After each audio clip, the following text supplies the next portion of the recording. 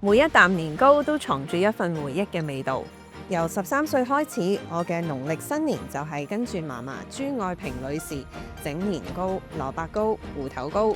佢祖先係清朝舉人，40年代嚟咗香港喺聖心書院教中文，一做就20幾年，直到退休。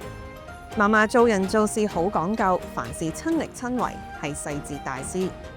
嫲嫲教我一定要用廣東增城老紅糖，先做到呢個天然嘅金黃色。佢話猜粉力度要均勻，口感先會煙韌。我好想延續佢對味道嘅堅持。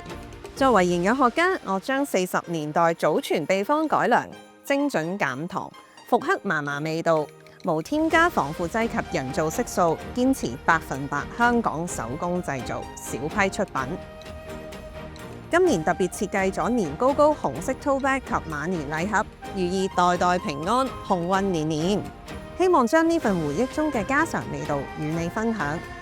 我謹祝大家馬到功成，馬上升高，一齊年糕糕！